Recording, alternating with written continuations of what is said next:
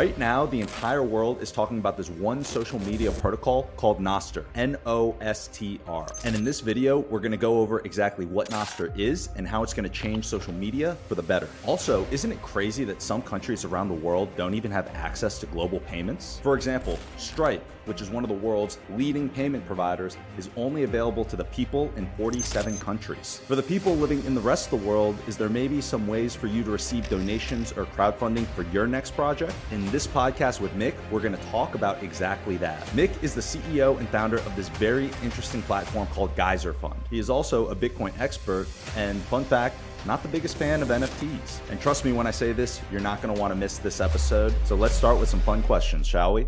Long time no see, man. Yeah, long time no see. I appreciate your unending flexibility on helping make this happen. It's going to be a good conversation. It's just good. As you can see, I switched over to a different platform after the debacle we had last week. No worries, man. I have my first video conference coming up tomorrow. I've decided to kind of try to do the video streaming as well. So let's see if I don't have the same problems you had. Hopefully not. I hope you don't. Yeah. But sometimes the tech just doesn't work. No. Riverside's been great though. The software that we're on right now. Nice. It downloads everything locally, uploads it like Podcastle did, except it's just been way better. Amazing. So yeah, I mean, we can just get into it. I've got some fun questions to start. The first question being, if you had to change one feature in the iPhone, what feature do you think you would change? That's such a good question. It's one thing I actually don't use too much. I have mainly an Android. Is it for Android as well, or is it iPhone specific? You can answer for Android. It'll be the first Android answer we've received. I don't know. I feel like I'm deviating from the main question. Yeah, if I were to change one thing about the iPhone, man, this is hard. It works. I mean, it does what it's supposed to do, right? It doesn't do. There's nothing that I would want it to know, or that I'm aware I would want it to do that it doesn't do already. I think it tries to be a little bit. Sometimes it tries to be a little bit too smart. So when it comes to changing Bluetooth, changing the sorry, this is such a bad answer already. But toggling between Bluetooth, airplane mode, sometimes it just tries to be too smart and doesn't just do what I want it to do. So I think some of the basics sometimes are a little bit over automated. But yeah, sorry, that's a really bad answer. But it's a really tough question, to be honest. Yeah. That's one of the reasons why maybe I shouldn't start with it, because it stumps a lot of people, because the iPhone is just such an incredible piece of technology, and it's ingrained in everyone's lives, and a lot of the smartest people in the entire world are working on this product. Yeah.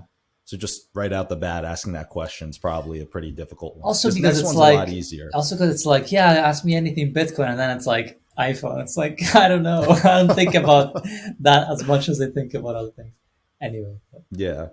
Well, some of the other answers that I've received there, it's hard to differentiate between a new feature and, for example, what could be made on an app.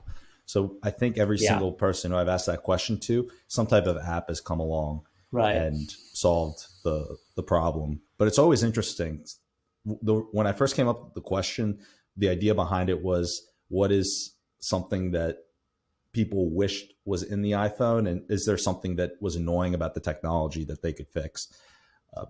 But the next question is actually Bitcoin related.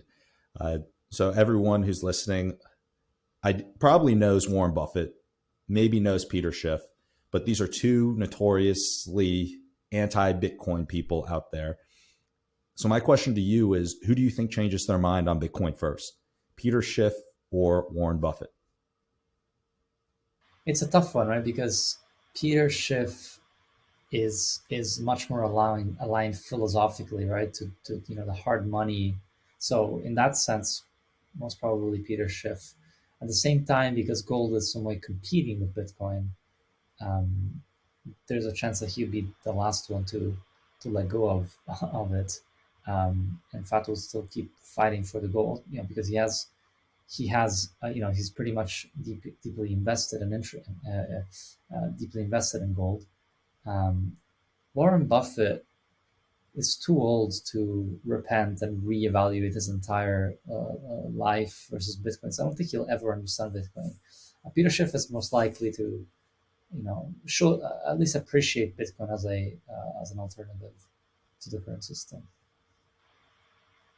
Yeah, Peter has so many things right. He just doesn't believe in Bitcoin, which is so unfortunate because I feel like he's got so much of the puzzle complete, but he's just I got think he such a big doesn't. vested interest in gold. Yeah, he just doesn't. He gets it. He will be a Bitcoiner pretty easy, but he's got his gold stuck in really deep in his pockets. He's got the interests aren't aligned for him to understand and jump in the Bitcoin ship. Yeah. Well, the next question I want to ask you is a thought experiment. So let's imagine that you and I are transported back in time and we go back to the days of high school and we're best friends in high school. At that time, what are you interested in? What do you like? How do you like to spend your time? Hmm. Good question. So back in high school, I was, trying quite sort of the athletic, sporty guy.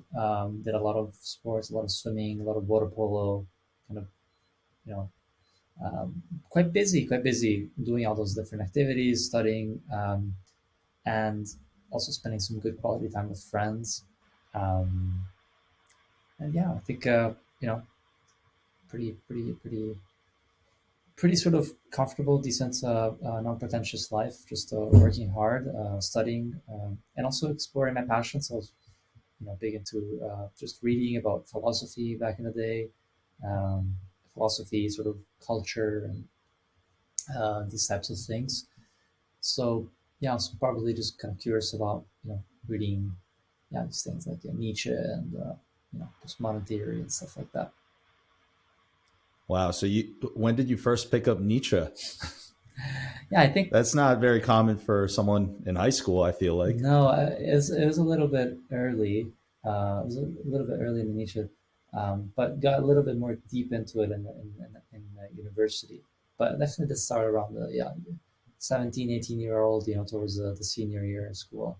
I don't know how that happened. I think some people that I had met, some friends as well, part of the same circles, were curious about um, kind of postmodern theory, which was quite alluring. If you think about all those big movies, if you think about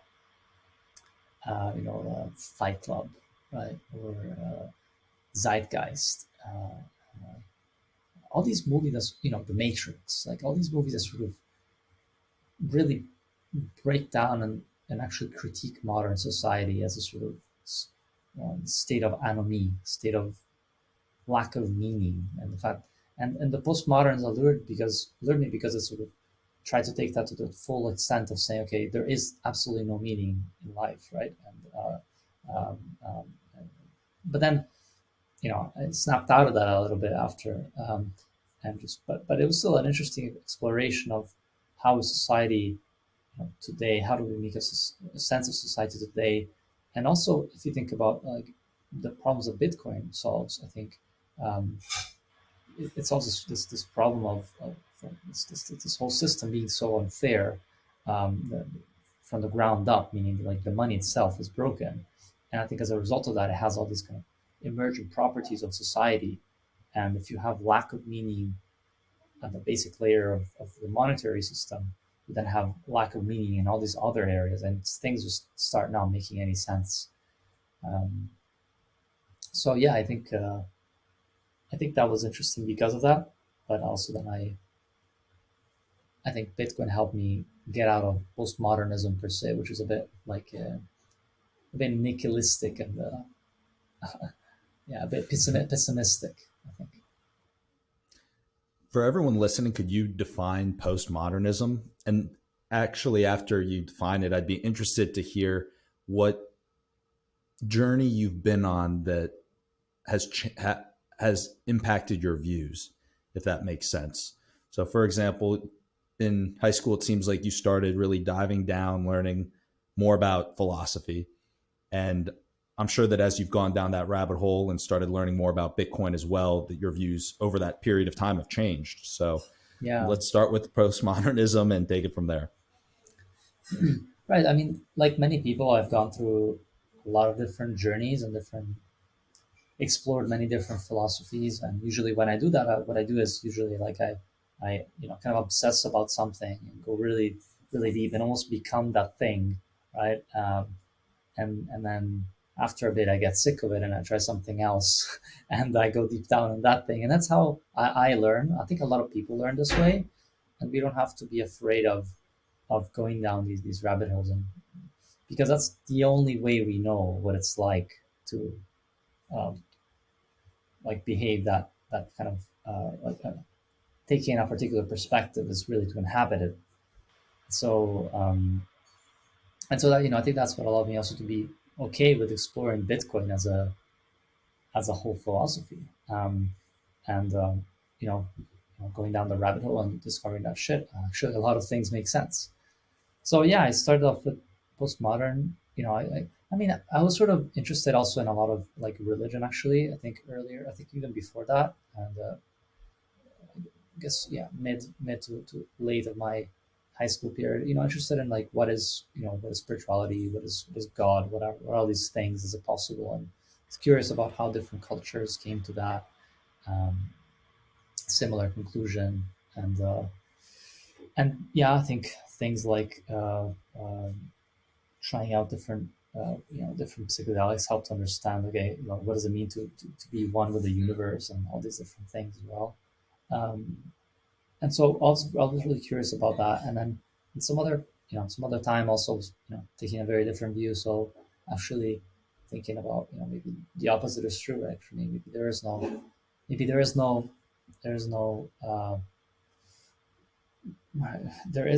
like, if there's no God, right? If God is dead, as Nietzsche said, and end up some time ago. It's postmodern modernist way of thinking about it. The postmodernist ideology is sort of a response to the modernist one, which is more kind of grounded on, okay, everything can be understood, everything can be rationalized, everything makes sense. Um, uh, and then postmodernism says that things don't make sense. They don't have any significance. Things don't have meaning. All meaning is sort of subjectively created, and every life itself is actually an illusion. And it's a bit hard, honestly, because these are very complex philosophical concepts, um, and there's many different nuances and different people thinking different things as well. Um, right. So Right, and so basically, postmodernism then takes us all the way to thinking to a lot of the actually it takes a lot of the woke kind of agenda, actually makes it all possible, because all of a sudden you don't have any more objective reality, right? Everything is questioned, even objectivism is questioned. So if objectivism is questioned, then everyone believes what they want to believe, and then all of a sudden you identify as a cat or as another gender, which makes things just really silly. Um, and so, yeah, and so I don't know. I think I ended up studying university anthropology and economics, and that was interesting for many reasons. But one of them was that anthropology, well, basically anthropology said one thing and economics said another thing. Anthropology was, really relativistic, interested in kind of postmodernism, right? And economics instead was very more modernizing, like rationalistic and stuff like that. And I had to navigate these different ways of seeing the world at university. And to be honest, neither of them made that much sense. But particularly economics didn't make much sense. Economics just saw the world through these just big numeric aggregates, GDP, and just forgot like the experience of reality. And that's what allured me about anthropology, is that at the end of the day, it talks to people, it it finds significance, it finds meaning, it decodes meaning based on real experience, social interactions that we have, right? So we make sense of the world by talking to people, and understanding their subjective experience of reality. Well, economics is completely detached, right? It's completely anecdotal. It's like you just look at the numbers and you have to use that alone to make sense of the world.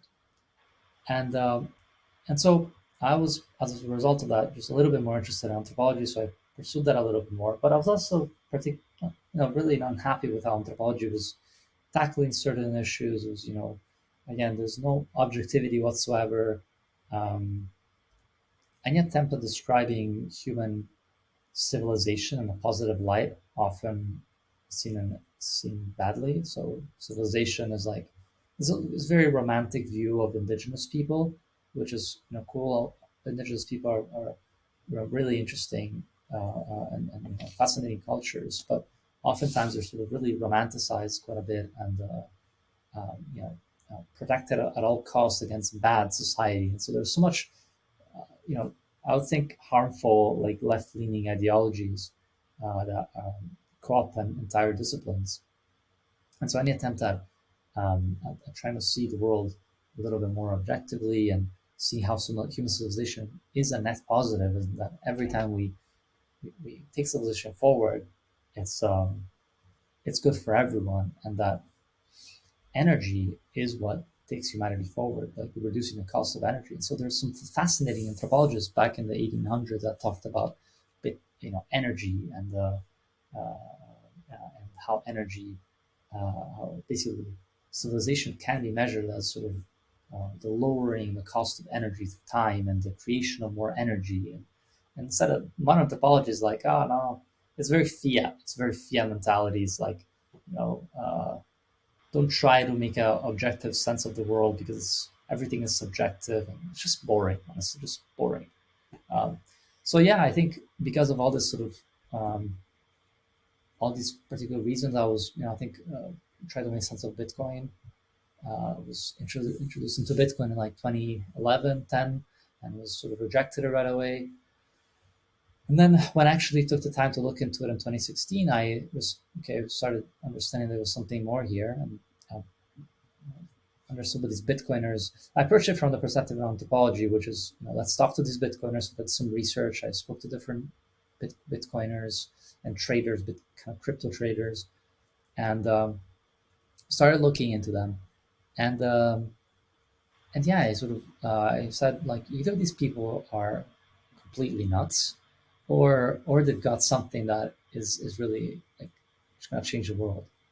And increasingly, I began to understand that these guys were mostly right.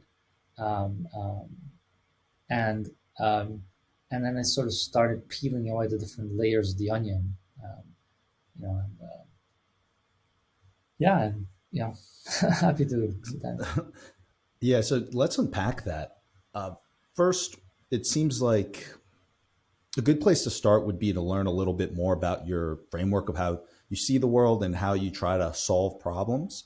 And it seems like your experience in studying anthropology has played a big part in shaping that mentality. So, for everyone listening, could you outline some of the key tenets or core takeaways that you got from your education in anthropology? And then how, when you looked at Bitcoin, how you really began to make sense of it? Right. So the key tenet of anthropology is, well, anthropology is the study of culture. Is trying to understand humanity, humans, people, from the lens of culture and really behavior and history.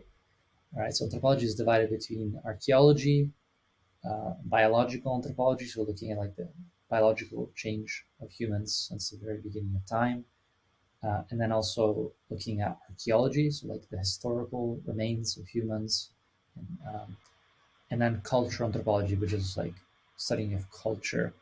And cultural anthropology is sort of taking over almost all the others. It's sort of the most recognized um, type of anthropology. And so, as I said, as you can see here, there's quite a different breadth, right? But if you just look at cultural anthropology per se, the main method of understanding human society and culture is by looking at how humans behave. And so anthropology and sociology are kind of similar in that they are go out in the world and they do field work.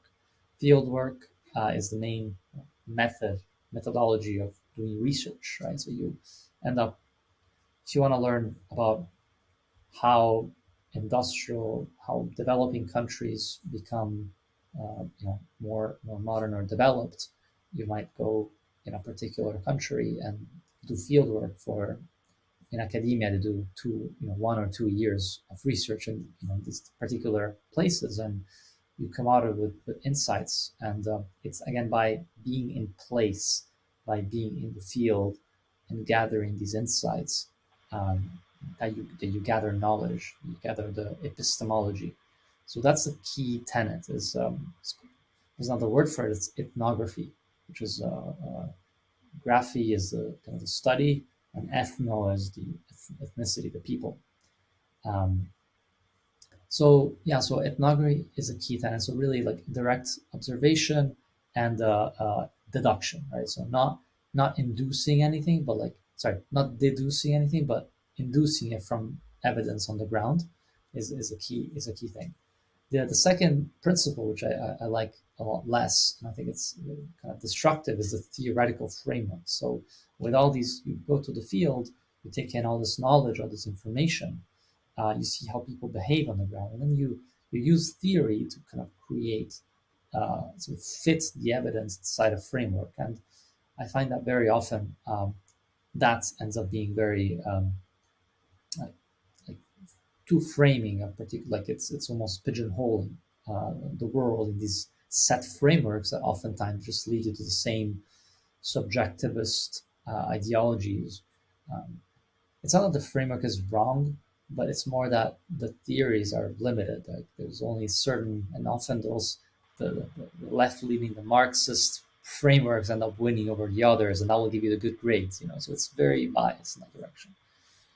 Um, So, would it be fair to say that the reason why you don't like that second tenant, for example, is because it's much more theoretical and it just doesn't really always apply to the real world? And so you yeah, have these blanket approaches that are just making things worse than actually making them better. yeah. I think the theories that are used are, uh, yeah, have these particular like frames of reference. For example, think about the theories proposed by like Jeff Booth or um, you know the Austrian school. Like those are very very interesting theories that you don't actually read that much in economics as well. But basically, they propose the idea that actually value is subjective, and that any attempt of quantifying economic activity is futile because people have different interpretations of value, and therefore you can't really do that. But the main theory there is that also any attempt at meddling into the economy via a centralized entity of sorts will actually end up making things worse because of the fact that the market is decentralized, and so it acts as in this very complex way. It acts in this very efficient way, um, not efficient. Centralized players are efficient but less effective. Efficient in the sense that there's only one particular approach that's done, but it's less effective because it acts in this monolithic way. But decentralized approaches are like the market is just more effective. It works better. Um, and so, for example, this method of thinking about the world is not really thought about and not really valued that much in anthropology. So it's like that's why oftentimes anthropology, and I would say honestly, a lot of academia. Like I'm very very bearish on academia. Like very very bearish, and because it's been so kind of tied in with the policy machine, um, that almost it has to prove itself, provide value to the policy machine in order, it has to fit inside the policy machine to be relevant to the state apparatus. And as a result, the entire sense making epistemology that it used, that every academic, I don't want to say every academic unit, but like anthropology and economics, has to, at the end of the day, be useful to getting employed in some type of public sector, or relegated to the uselessness of academia, which remains its own bubble. Like anthropology is, a lot of it is really that. Um, it sounds very harsh, and like if friends of mine hear this, it's probably because and probably think, oh, this is too harsh, and oh, it's unfair. But it's true. It's really true. Um, I will echo that sentiment that I am also very bearish on the current state of the education system. A side story of where I went to school, I went to Bucknell, and it is pretty unbelievable to see how polarized the climate is in terms of the woke agenda, and not necessarily trying to think of the best way to put this, but the way that I see it is that you have these echo chambers. And if you go and you present the opposing side of what everyone in the echo chamber is saying, then you almost get ostracized, not just from an actual group setting, but in terms of your performance at the school. I had some friends who were very more conservative minded, conservative leaning. And at that school, all the professors are extremely, extremely liberal or on the woke side of the spectrum. And if they just get a sense that you are not in the same type of,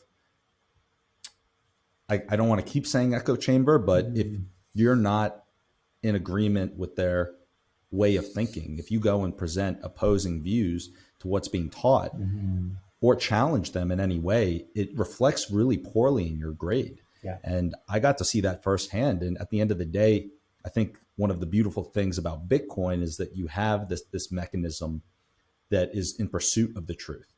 And I think that at the end of the day, you're going to have a much more successful society if you have it based in truth, if you have that truth seeking function rather than just shutting down opposing viewpoints. Absolutely, yeah. And that's what I love so much about it. That this exact thing, that it's not about, your perspective. It's about trying to get to, okay, what is not as what is true, but what is truth, right? Like, how do we get closer to something that is real? And to me, I think study all that anthropology sort of things and things not really making sense.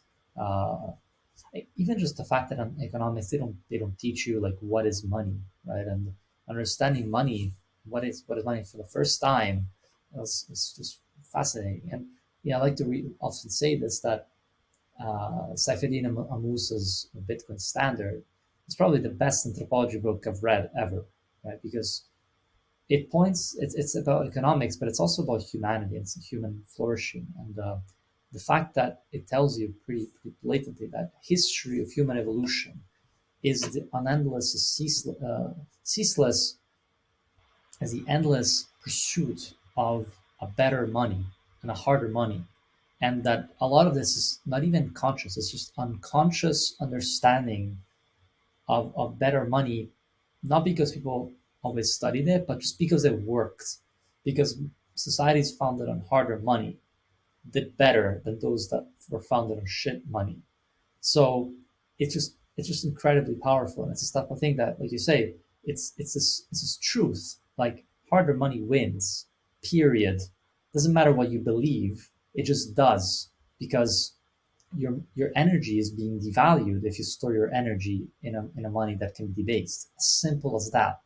And so any kind of attempt at making sense of the world to just like culture, or like um, subjectivist, destroyed, like Michael Steer said, destroyed. Like, that's the fundamental thing that matters.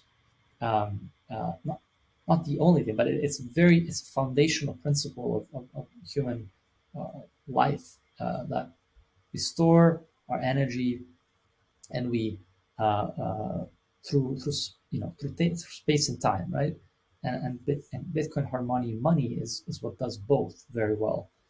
And turning fiat is great at uh, transferring value through space, but not time. gold through time but not space, and Bitcoin does both. Um, so yeah, I think a lot of that and reading a lot of Bitcoiners that look at the technical stuff helps a lot, but also look at the non-technical stuff is also interesting. Like Thomas Storlight, loved his writings. Um, yeah, these attempts of bringing Bitcoin into more of a philosophical perspective often was really interesting. And oftentimes I would read this and share these with fellow anthropologists, and they would think that these people were crazy. But I don't know. I think I'm just weird. Like I don't know. Of all my anthropologist friends, very few seem to have shared opinions, and some of them actually. There's some anthropologists I know that are Bitcoiners, but are socialists. Like they're super left leaning socialists uh, that actually are also CBDC friendly. So they actually are more in favor of CBDCs than Bitcoin. I'm not sure how, but I'm not sure how somehow they managed to to How hold the they two reconcile together. that. Yeah, I'm not sure about that. But yeah, very very few people that I know anthropologists are interested in Bitcoin. I'm just a weirdo, man. I think that's just what it is. What's really interesting about Bitcoin is that you can be plugged into it and interested in it no matter what your background is. And Yeah, so I think that in the future, you're going to see, whereas with a lot of issues, it's just politicized. You have once you have people on one side and then some people on the other, the right versus left. I think with Bitcoin, eventually it becomes more apoliticized and people start to realize that it's not necessarily the same thing as crypto. Because yeah, at the end of the day, I think it is pointing the compass towards human flourishing. It is pointing the compass towards maximizing human well being, maximizing truth signals, and minimizing suffering in a big way, minimizing a lot of the failures of the current system, particularly the traditional financial system, which we're seeing a lot of today with just the banking institutions. Mhm. This prediction of the $1 million Bitcoin in the next 90 days, have you been seeing this on Twitter? Yeah, yeah. I saw that. I didn't hear about it from Twitter first. I heard about it from our chief operations officer and president. And he told me about this. And I thought he was messing with me when he first told me about this bet. He said, you have to check it out. Balaji made, I believe it's two $1 million predictions that Mhm. Bitcoin was going to reach $1 million in the next 90 days. I think he's, I'm hoping that he's incorrect, but even if it's just a big marketing stunt, it did get me to go and listen to the Twitter space that he was in with Breedlove and Gladstein. And his reasoning sounds sound. It seems like it logically makes sense, but the time frame is what really is alarming.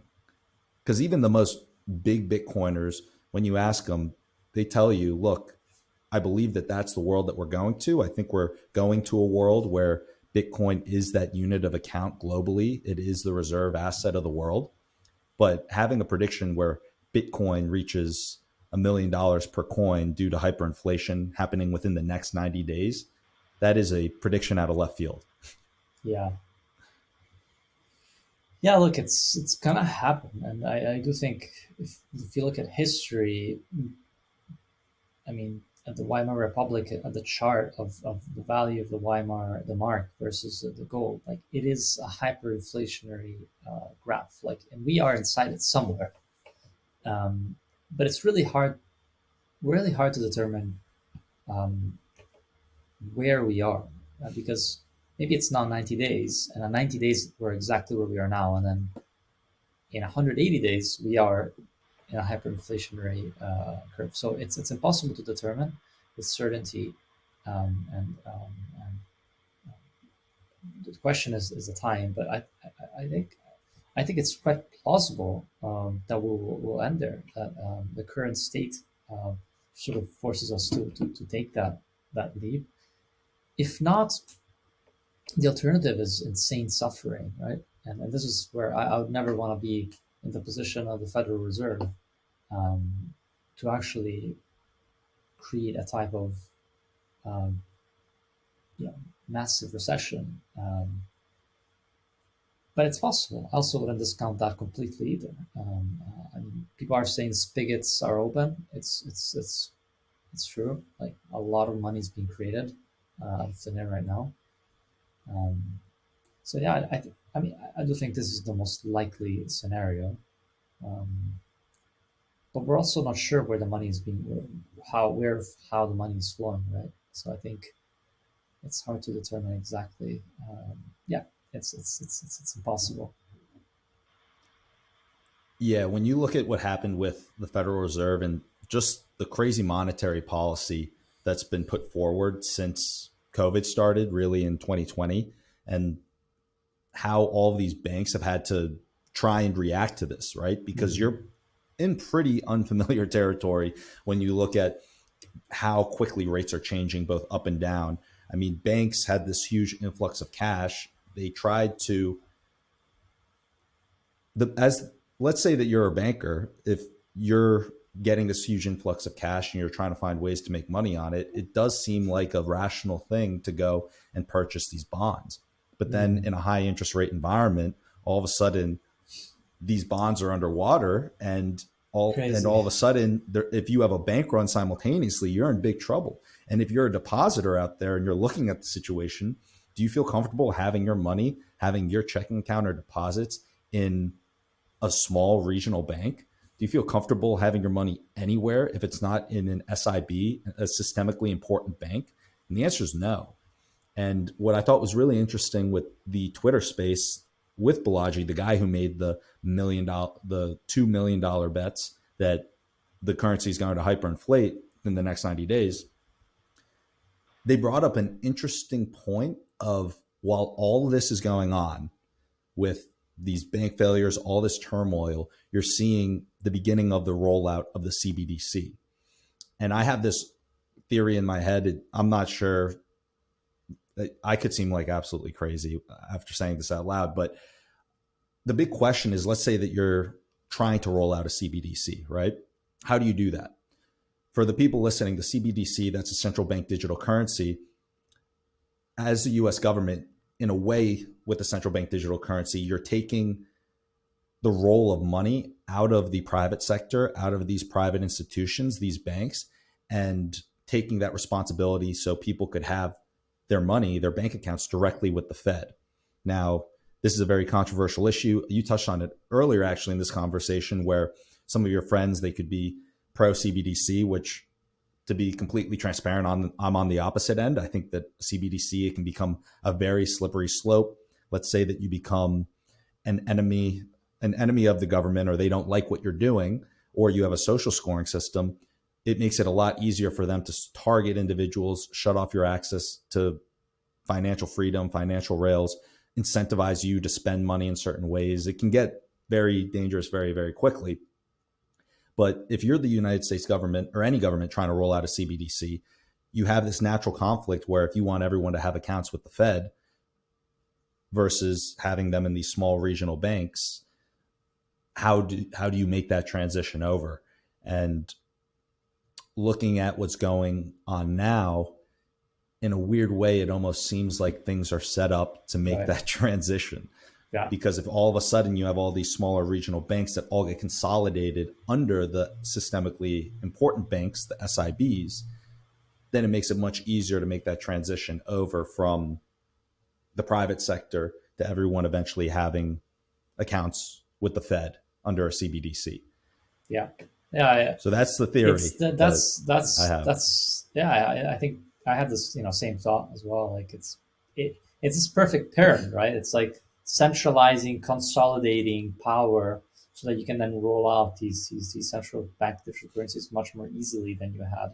Um, yeah, and it's been a trend. Like that guy from Oklahoma said that I think if you look at the last 50 years, the number of banks in the United States that exists, something like has dropped by 3 times or 3 to 4 times. And now we're at like between 30,000 individual like, banks. But if you look at the single, like the main ones, we're talking about less than 100, right? I think I'm not actually sure about this one, but yeah, it's a lot more manageable if you have to roll out something like a CBDC. A lot more manageable. Um, yeah, so yeah, I totally agree, and it's worrisome. It's possible that we will see, a lot of these bigger players, but I still do think that what was likely to happen. I don't think it's going to happen right away. I think all these are basically um, pushing some towards Bitcoin, but the majority is still like just being pushed around from place to place, right? So I think some of these big, say, institutions, or private entities that have more than $250,000 in their small account, they're not going to be buying Bitcoin. They're just going to be putting the remaining amount of money in the big banks, right? So they're just gonna tag along in the system and be nudged inside the system. Um, but so I think this is just pushing people more towards CBDCs or the CBDC pre-CBDC system rather than like Bitcoin and Bitcoin pumping to 200, to 1 million. I think people will start understanding what the CBDC stuff is, and then realizing that that's not money, and they start realizing that their money is expiring, that their money can be blocked. Um, that's when I think people will start waking up to Bitcoin. So, on the topic of these bank failures, when you look at what happened with Silicon Valley Bank, there was this crazy way that everyone started getting involved in the conversation and almost started taking sides, where there was one side that was blaming the people who had their money there, and then there was another side that um, that was here was the crazy thing about it was the expectations of what people thought these founders and everyone should have been doing to underwrite the system, right? And to make that more, say it more clearly, let's put you in the shoes of one of these founders or CEOs, right? Mm. You have a business that has $20 million, $50 million. There were some that had much more than that. How are you going to diversify your risk? Are you going to have 100 different bank accounts and have $250,000 in each bank? There is the other side where you're taking on that level of risk if you, as a founder, decide, hey, I want to work with this bank, I want to access loans. Silicon Valley Bank, this is a very well trusted institution in the world of technology, and you had this as almost like a gold standard amongst these venture backed companies. And if you were a founder there, your entire livelihood was there. It wasn't just your company, but you were most likely having your personal wealth management there. You were most likely having your mortgage out of there. Your entire financial stake was tied to this. And so you're put in a very difficult situation where all of a sudden you hear these rumors that the bank might go under, might be insolvent, and then all of a sudden you have to find a way to get your money out of there. Are you going to break your contracts, pull your money out, or are you going to leave it in there and hope that the bank stays solvent? Uh, Yeah, yeah, I'm not but sure if I outlined the exact situation in the best way. This is just kind of off the top of my head, but I'm curious as to what your overall thoughts are on this isolated event, because it seems like there's a lot of contagion that we agree is going to end up happening because of this. And there's a lot of faith that's being lost in the traditional banking system. But in terms of your analysis of what happened here at Silicon Valley Bank, what are you taking away from that? yeah, I think it's a gradual, slow loss of trust, right? And a lot of people, most people tag like if you're listening, if you're looking at what's going on, like your alarm bells should be going like burr, burr, burr, like this is insanity. But because the government, the state, the Fed just can print money out of nowhere, they then made all the depositors whole. So it's like on one hand, this should make you be super skeptical of everything. On the other hand, the Fed just keeps bribing people. Like they're bribing people's sense of trust because the point is complacency. At the end of the day, people are, yeah, sure. For one weekend, people didn't have access to the money, but then the Fed stepped in, right, to support and help the depositors. And so at the end of the day, to my mind, the Feds and the system still stands in a good way, because at the end of the day, it still helped out people, right? It still made them whole. The underlying message to most people will be, but see, like the government stepped in and fixed it. It was probably a market failure of sorts, right? Like that's the problem, is that like we are living in a bit of a bubble, and we think we're seeing the world objectively. And I do think we are, but most people still see it as, but then at the end of the day, the government, will bail out whoever has an issue, and that's how I think the majority of people will see it. Honestly, every, like, I don't know how many millions of customers Silicon Valley Bank has, but the majority of people will say, okay, well, the government stepped in and helped us out in the end, right? Um, and that's the problem, is that people don't look deep at the surface of the problem. The problem that, well, on one hand, Silicon Valley Bank fucked up, right, by buying all those, by not taking the, what's it called, the interest rate risk seriously, right? They did fuck up. On the other hand, to not fuck up, you need to have a team of like linguists, psychologists to analyze what central bankers are saying and what they're going to do, which is fucked up. So this is such a waste of energy and life. Um, you should be looking at the market instead. We're just looking at these centralized entities, these bureaucrats, and look analyzing what they're going to do next and say next, right? So that's what's boring about it. So yeah, I think some people, like, if it's 5 to 10% of people who suffer to these things wake up to Bitcoin, that's a win. And then just every crisis, there will be a good 5 to 10% of people that will be like, this shit is fucked up. And more of these crises happen, the more and more people will realize that. But that's also not enough. Like, we need to create content, we need to create education, we need to create movies, we need to create books, we need to create art, we need to create graffitis, we need to create the message and bring it out, so that when this shit happens, people have the touch points that will help them snap out of their little box, will help them understand that something is off with the entire system. So yeah, we need to work as Bitcoiners, out there in the streets, creating content, creating films, movies, doing stuff to get people to snap out of it, and to understand that there is a way out. So, this is also where I'm especially bullish, where like there is so much of it, and at Geyser, which is what I'm building, there is, I can see from the inside that there's a plethora of creative activity, a plethora of energy that is being put into producing insane orange pills, right, all over the world. Um, and yeah, that's what I'm like just really really bullish about. Yeah, I'm glad you brought that up as well in terms of the other side. I realized I forgot to mention it, which is at the end of the day, decisions were made, and we shouldn't change the rules. We shouldn't bail out these people who made the mistake. Silicon Valley Bank made the mistake. Depositors technically should be playing within the same rules in terms of the $250,000 FDIC insurance. And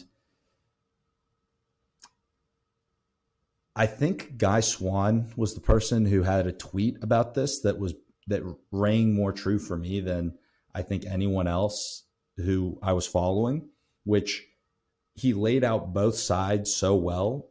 And he believes that what they ended up doing, which was bailing out the people who were above the bailing out the depositors, is what they were going to do. He predicted that, but he said that this is the whole problem with the system, is that it's once again removing the objective truth of the dollars in circulation and putting that onto all other dollar holders.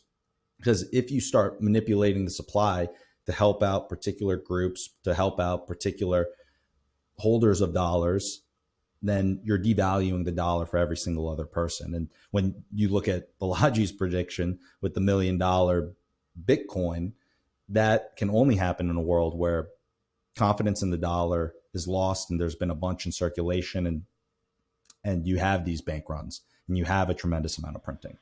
Yeah, they did print 13 million Bitcoin in a week, right? They what? the Fed printed 13 million Bitcoin worth of dollars in a week. It's So madness. yeah, Absolute madness. yeah, it I do is. I do want to ask you in regard to Geyser Funds, the company that you're building. Actually, let's do this. The best place to start would probably be for you to outline what Geyser Funds is, how you guys operate, how you started the company, and then we can start diving into some of these other conversations around Geyser Funds and the implications of this technology. Right.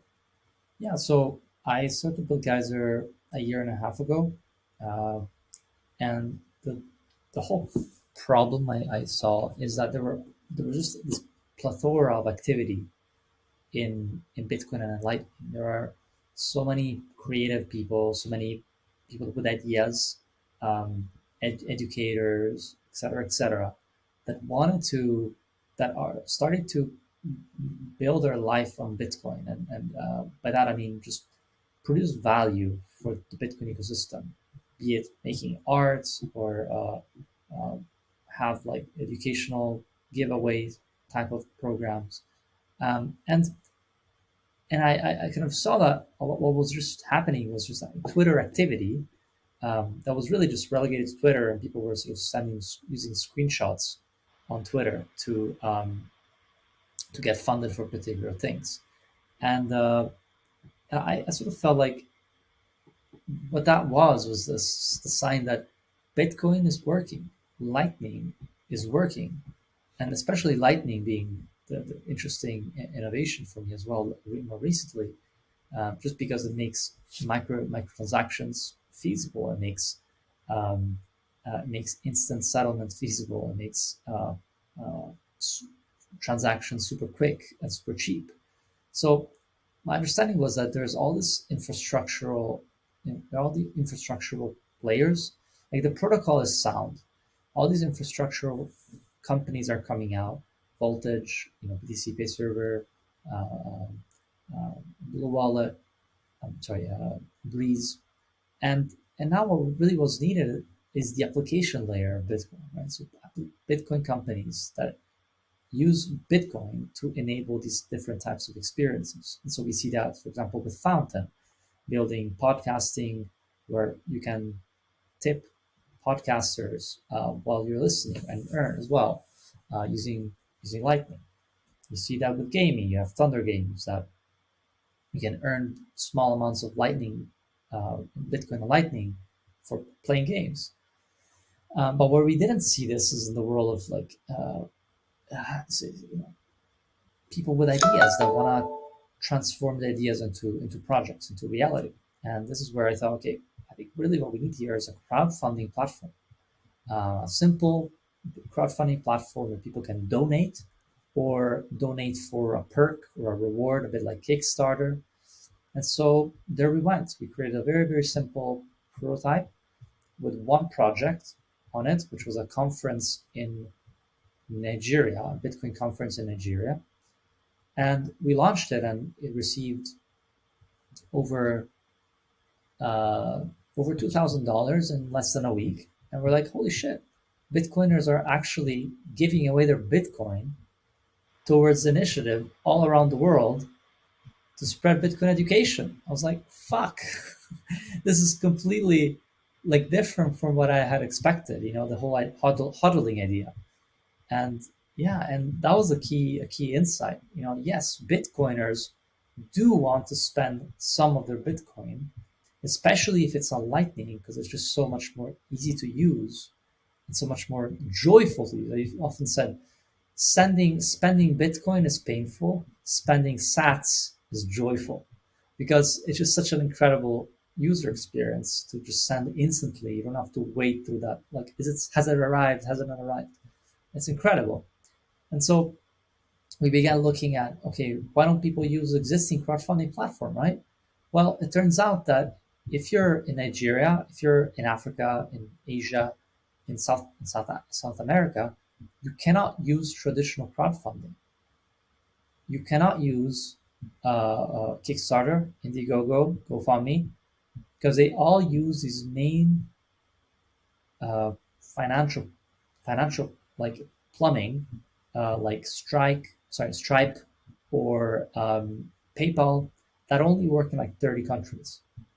So if you're in Nigeria, you can send money to a project based in Italy, but if you're in Italy, you cannot. Well, if you're in Nigeria, you cannot create a project. You can send money, but you cannot create a project and receive money, and that's crazy. That's crazy.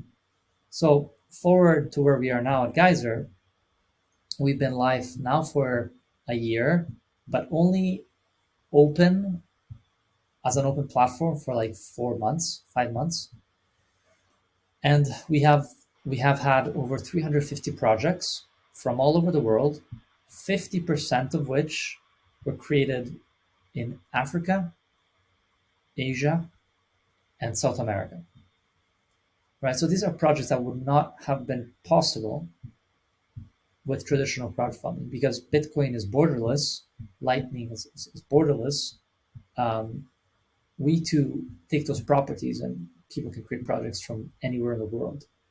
So yeah, it's we are a simple crowdfunding platform that is non-custodial. So we don't take any custody of the funds.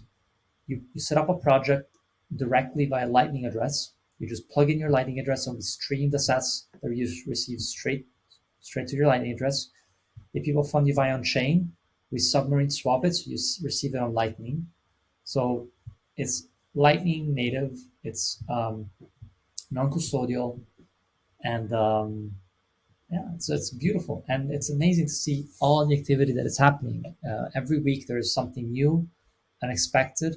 This week we had a project from Munich, who created there's a bunch of guys creating a Bitcoin experience, basically a Bitcoin center in the middle of this mall in Munich.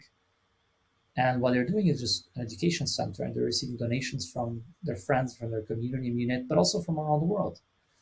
So it's a beautiful thing, and we're really, yeah, really excited to be, part of it and seeing all the activity that is taking place.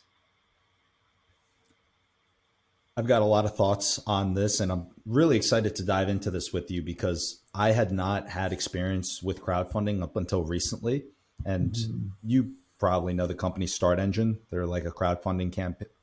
crowdfunding platform. They're only available to US That's actually though, investors. right? Equity, yeah. Yeah.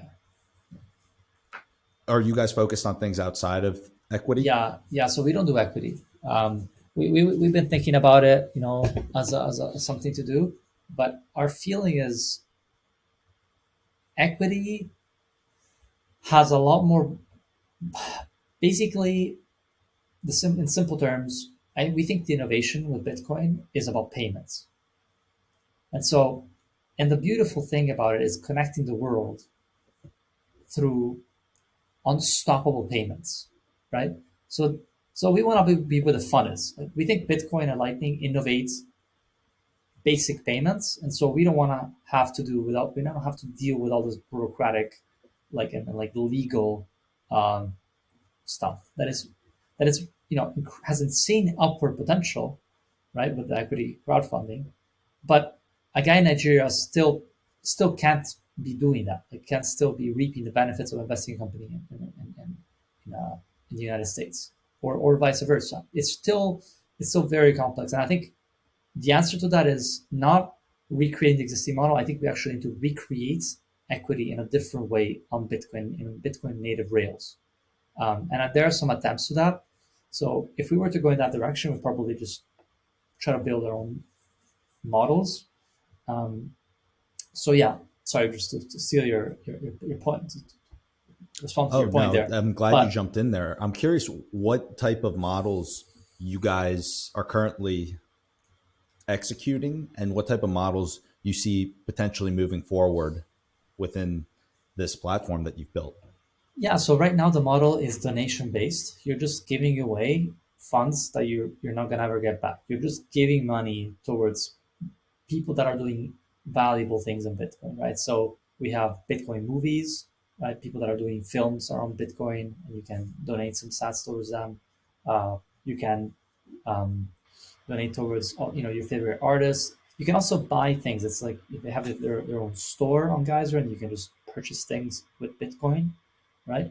Um, so we have the Kickstarter model in this sense, but we are going to be executing in the next quarter the all or nothing model. So that's where you give money, but if the goal is not reached, the money goes back to you. So you only the creator only gets the money if they reach their established goal for them to do their pursue their project really. So that's something that we're going to be pursuing.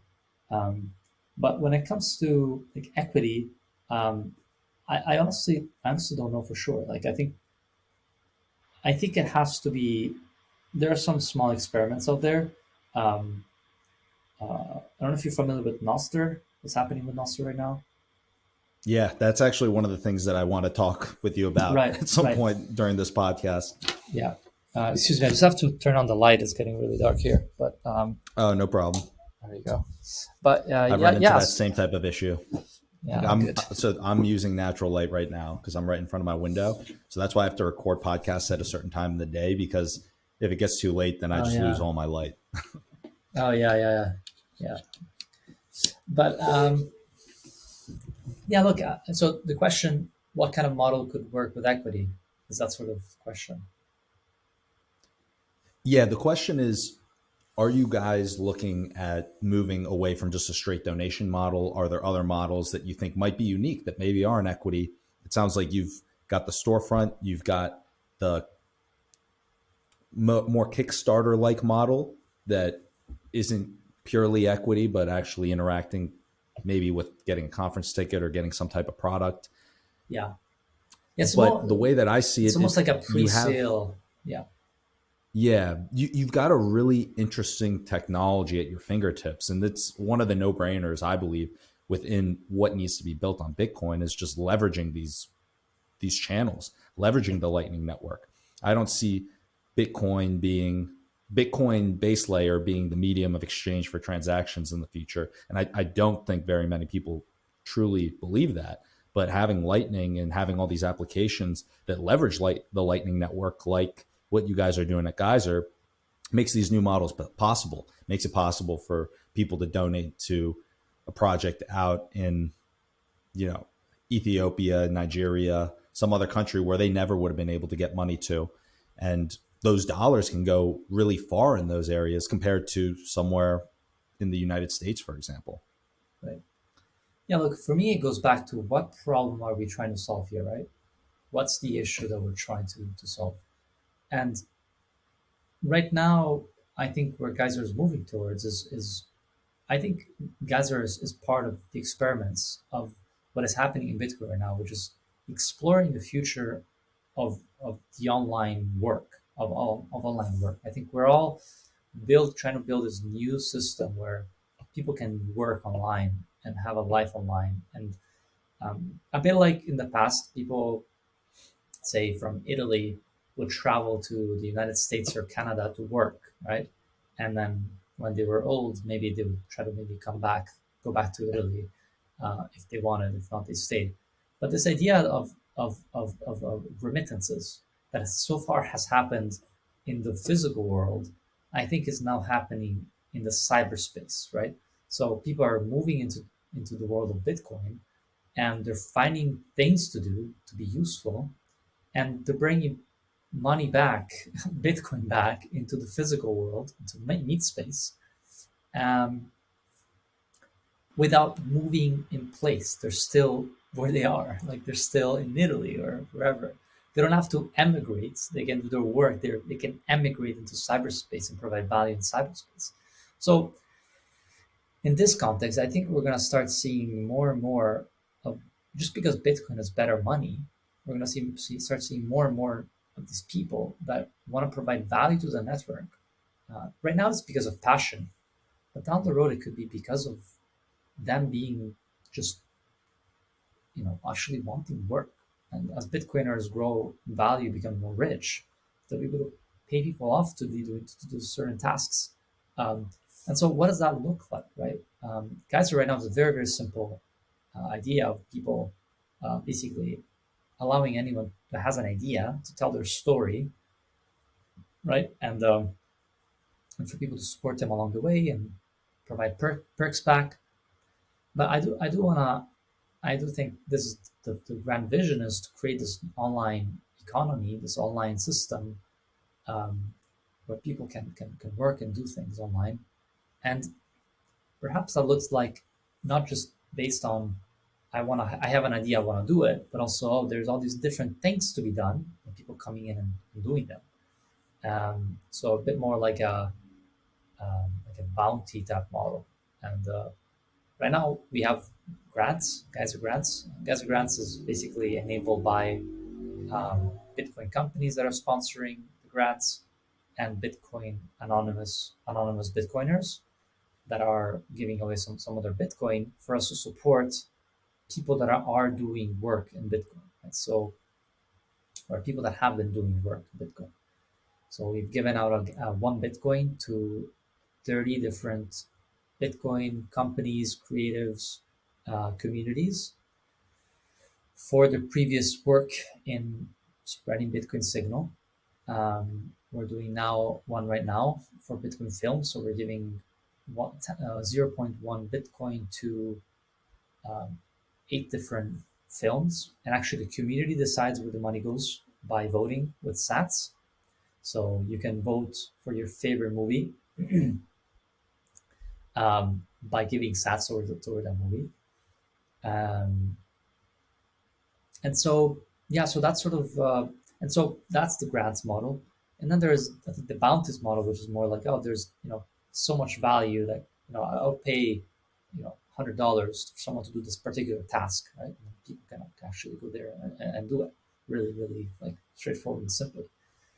Um, but yes, I don't know if that. I think your question was a really, really good question, and the honest answer is, um, I think we'll see so many different models, and we're just the beginning of a new revolution of entrepreneurship of work.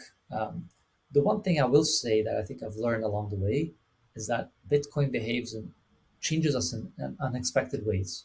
So while with fiat we become ever poorer, and so we want ever more of it because of how inflationary it is. With Bitcoin, because it makes us richer and it makes us richer at least every 4 years, right? We feel very poor in the bear markets, but we feel very, very wealthy during the bull markets because it makes us richer. It makes us much more likely to to give away and spend some sats or things that we think are important for the network. And so, and especially because we end up thinking more long term, and we think, okay, if Bitcoin is going to be worth 1 million in, you know, 10 years, I can afford to give away a small little bit, towards these particular projects and things.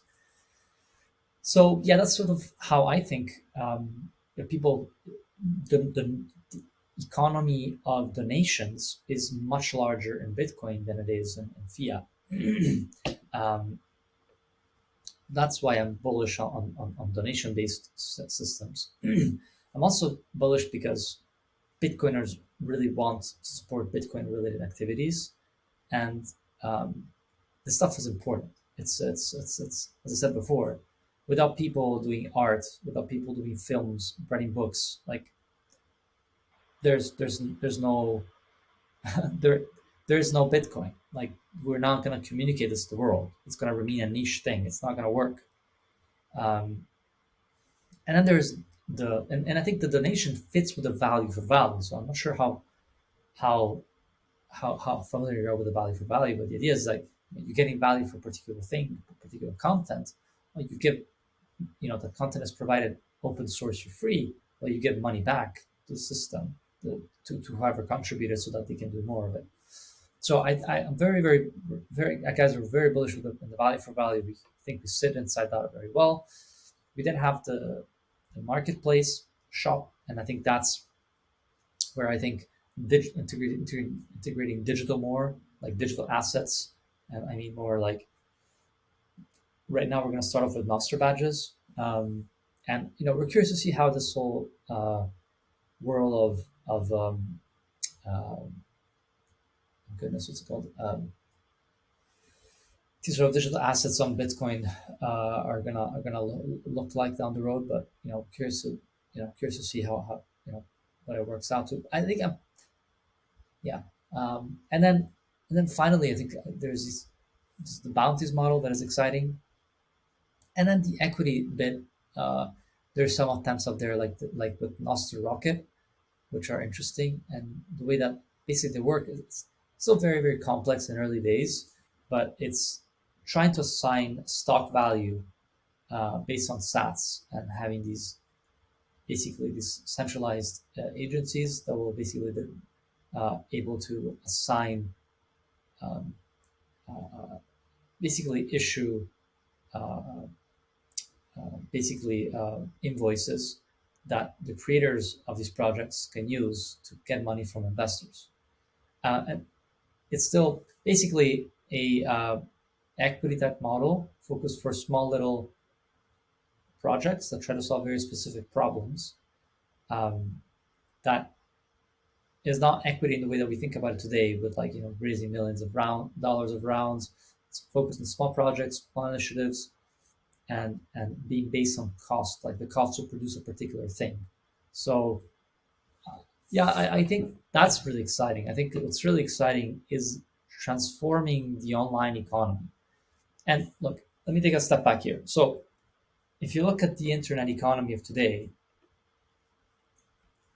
I don't know for exactly how much of it, but probably around 80% of all the value of all the GDP of the internet is based off advertising. And so if you think about Apple, like well, maybe not Apple, but like Google, right? Facebook, Twitter, maybe not so much Amazon. Amazon is the only like physical retail, like, physical kind of. All the others are making their money from advertising, pretty much, and that's a sign. Okay, and it's a massive pie, but that's nothing. Like if you think about the physical world, you what's the value? What's the GDP of advertising of the entire meat space? I don't know. Is it more than 20%, 15%, 10%? I'm not sure. But online, 80% is digital. Sorry, is 80% of the online economy is advertising, and then like 10 to 20% of the meat space economy is advertising. There is that entire 60 to 80% of the economy that we still have to build. And it was impossible to build because we didn't have a natively native a money native to the internet. We didn't have native internet native money, and as a result, we were just like stuck in this sort of advertising system. Now that we have native internet native money, we can create all these new economies, like true economies, not just like making money from advertisements like YouTube. Like you just make a money based on the advertisement people watch. That's still gonna exist. But what about people having money online and people who pay for the value that they get, experience of different types, paywalls? I mean, Substack has paywalls and that works pretty well. But like imagine that in a truly native internet native way. So that's sort of what I think the opportunity, massive opportunity is, and that's where I think we're gonna start creating true economies on the internet and providing insane amount of value, new experiences, and new user experiences, new use cases. Yeah, it's incredible hearing you talk through that. It's almost like when you look at Uber, right? Before everyone had a smartphone in their pocket, you couldn't have a company like Uber. And all of a sudden, you have a much bigger potential in terms of how you're going to service people, how you're going to open up this ride sharing market. And it seems very similar right now to where we are with Bitcoin and the Lightning Network, where all these innovative ways where you can implement a digitally native form of money into a product, you can completely change the game. And one of them is what you're talking about. Another one that I thought was interesting was just being able to tip online creators, just having the capability to not necessarily have to go through the traditional banking system. These are just new ways that these technologies can be leveraged. One of the big areas that I wanted to talk about with you in this conversation is the conversation about Bitcoin ordinals. And I'll let you explain what Bitcoin ordinals are in a second. But for everyone watching, in this previous bull run, you saw a crazy NFT craze. You saw these tokens and these JPEGs, these forms of digital art, just get ridiculous in terms of how expensive they got, the value that people were willing to pay. And you saw a lot of scams happen. And this was really tough to see because you saw a huge amount of people get hurt and a lot of people that didn't necessarily understand what was going on, that were looking at NFTs as a way to make money, getting involved in projects and getting absolutely burned. And I don't think a lot of people who are listening really understand how player versus player NFTs are. And what do I mean by player versus player? You're looking at a zero sum game. If one person is making a ton of money, there's someone else that is losing a ton of money. And you saw a lot of people hear about these projects, get in, trying to hope that they would get out soon enough with money, and someone else was left holding the bag. And once again, there's no question that this hurt a lot of people individually, financially, but also the reputation of the entire industry. And I do think it really is gross to see that type of activity happening, those types of scams happening, being lumped in with Bitcoin. I was actually on a call earlier today. This is kind of a side note, but I was talking with a buddy and we were, I don't know how the topic came up, but it was this documentary on Netflix that came out, and it was about the Pornhub documentary. And it was how Pornhub was under this big attack because these groups were lumping in the porn industry, the adult entertainment industry, with human trafficking, child pornography, things like that. And it ended up at the end of the day hurting just a ton of the creators. So Pornhub, they still are making a lot of money through ads and things, but the individual creators and the people who weren't necessarily under attack from these organizations were the ones getting hurt the most. And in a weird way, I guess I just unintentionally compared Bitcoin to the porn industry. But what I'm saying is that, at the end of the day, these are separate things, right? Right. Like these are completely separate things, and Bitcoin was hurt in a big way from everything that happened with these scams, with Sam Bankman-Fried, with these things that have nothing to do really with Bitcoin. So my question to you, first off, is can you lay out what Bitcoin ordinals are? Because many people are calling them or comparing them to NFTs within the Bitcoin ecosystem. And then I want to start diving into a little bit of this debate of some people saying that they're good for Bitcoin, some people saying that they're bad for Bitcoin, and then get your thoughts on that. Right. So maybe worth actually talking just a second about NFTs. And this is a topic that I did all have it and finding very interesting. And I dabbled with NFTs just because I'm really curious about this idea of digital assets. And then I actually ended up working in before working, um, after working for the big banks in London, I ended up working for a crypto Ethereum company. So full disclosure there, within the realm of NFTs. Um, Still a Bitcoiner, always been a Bitcoiner, but I thought to myself, let's learn. Maybe I'm wrong. Maybe there's something I can learn from here. And I think the conclusion was, I think the Ethereum system is a lot worse than I thought. um, that was the main conclusion, but also, it was an interesting experience from a startup building perspective, right? But so basically, NFTs have been around for a long time, and they were actually around before Ethereum. In the first place, we still associate them to very negative things, but first NFTs were on Bitcoin, and some of them were inscribed as a. If you think, you can even go back to You can go back as far back to Satoshi. Like Satoshi inscribed a message on the blockchain, right? And the chancellor on the second bailout for the banks, that was a type of inscription that used opt return and increased the fees on chain to make inscribe that message. So that's one thing. But you can even go back as far back as Hal Finney, who in the I forget in what news in the Cypherpunk newsletter actually proposed some type of cryptographic trading cards that you could buy and sell in exchange. So what we're talking about here is this very simple is this concept of digitally native assets. Like we have trading cards, like we have um, posters, shit like that in the meat space. It makes so much sense to have something equivalent to that in the digital realm. Now, we're not talking about money, right? So if you think about Bitcoin, Bitcoin responds to an insane problem, like existential problem to our civilization, I think. So in the scale of importance, Bitcoin is fucking important, right?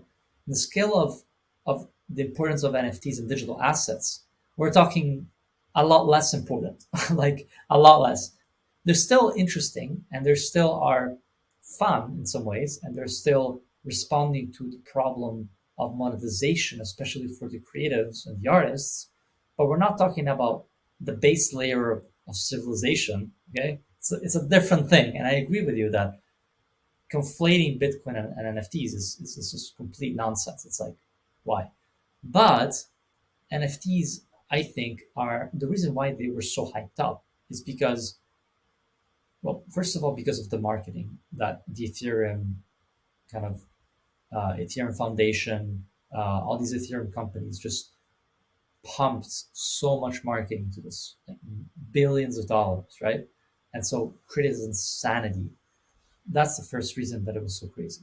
The second reason is actually because NFTs, in some way, even though NFTs are a shit concept, and uh, they are they're easy to understand. Oh, okay, so it's like a trading card, or it's like but it's online. It still doesn't make so much sense because it's not cryptographic, like it's right in the sense that you can still right click save it, right? You can still do that. Um, but many people see understood the fact that oh, it's just I don't have to understand the history of money. I don't have to understand Austrian economics or have any political opinions whatsoever. It's just a monkey picture that is digitally signed. Right? That's all what people think about. And so from that perspective, that's why I think it's got so much hype as well because it's so much more relatable. There's so the cost, the effort to understanding it is a lot lower than understanding Bitcoin, which takes hours and hours and hours of work. So now we get to Ethereum NFTs. Ethereum NFTs are particularly susceptible to speculation for several reasons.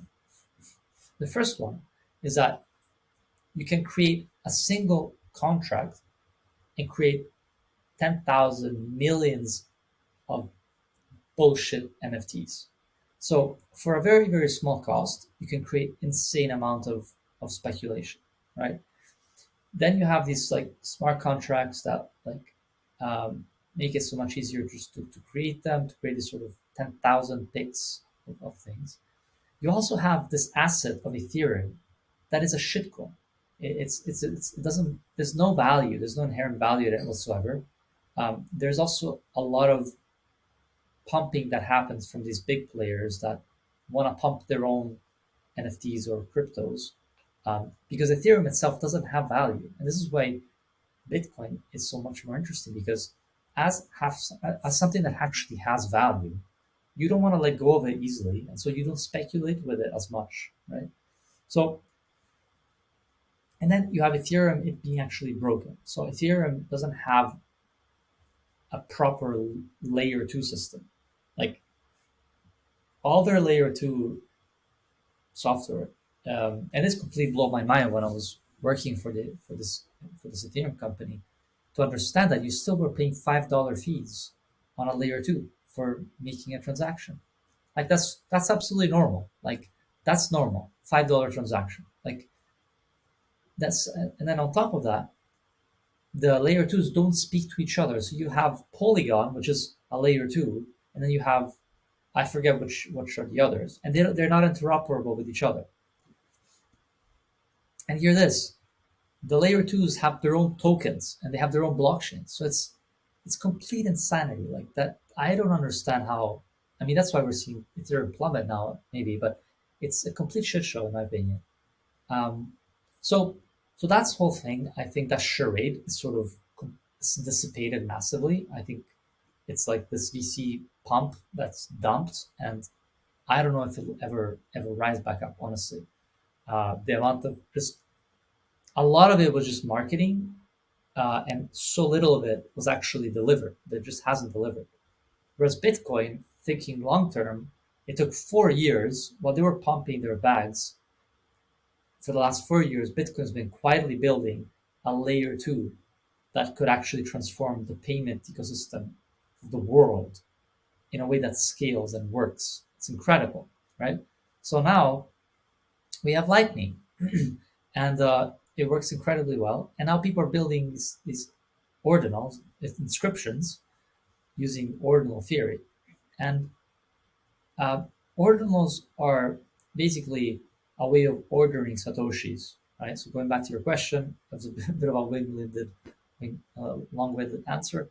But ordinals are a way of ordering sats, and basically there are 21 million Bitcoin. That makes it around 21 quadrillion satoshis, and each 21 quadrillion satoshi has a place in this ordinal graph, um, whereby each single satoshi can be inscribed with a photo, with an image that is inscribed on chain directly.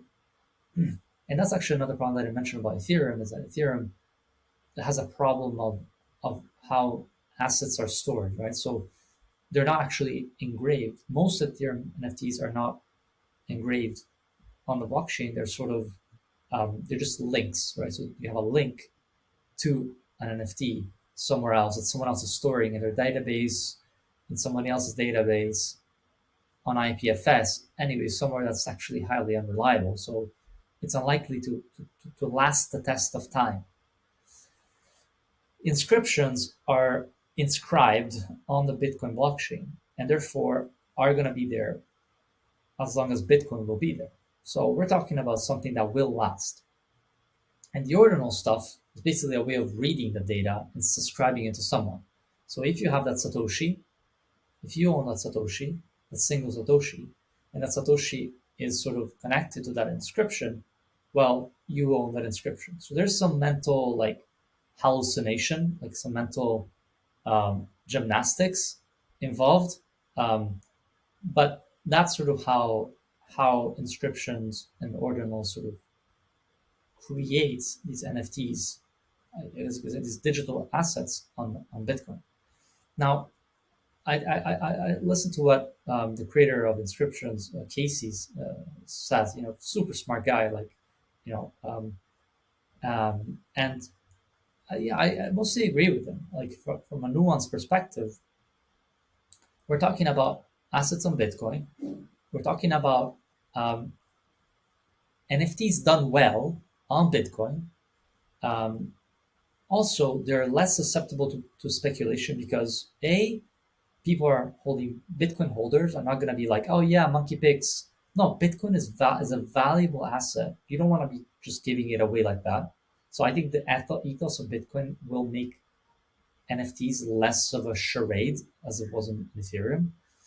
But also because you engrave each single asset on the blockchain, it makes it a lot less speculative because, again, as I said before, you can't create 10,000 in a single contract. You have to inscribe 10,000 monkey pigs, which you only really will do if you think that will actually be worthwhile because it's pretty costly to do so, right? So yeah, so there's several reasons why I think inscriptions on Bitcoin are less harmful than Ethereum, um, and and also there is the positive of the whole Ethereum ecosystem is kind of gambler degen types are coming into Bitcoin, and I think that's a good thing. I think it's a good thing that we expand. Like Bitcoin is for everyone. It's for you know it's for degens as well, I guess, in this sense. And yeah, this will rise the fees of Bitcoin on chain, but thanks to Lightning, this isn't a problem for most people. First of all, and this will actually help secure the network because it will lead to more higher hash rate. Uh, um, it will create more transactions, more activity. It will lead to more miners. It just makes increases the revenue for miners, more hashing. So in my opinion, like I'm okay with that. I'm okay with paying a little bit more these days. The days of one sat per V byte are over. But also I think even now it's there's been a lot of hype because of that. But let's see. I don't think it will be the same craziness that you had in Ethereum. I think a lot of these people doing it now are doing it for fun, and I think a lot of people will realize that will actually learn what Bitcoin is, how Lightning works. Um, I think a lot of the bullshit project will sort of die out, and so only things that are provide value will remain. So yeah, I have a bit of a more of a nuanced perspective, I think, but I'm mostly bullish, and I hope that we take the good things of Ethereum and we bring them over to Bitcoin, so that we can also let Ethereum sink. And I think the nuance is very important.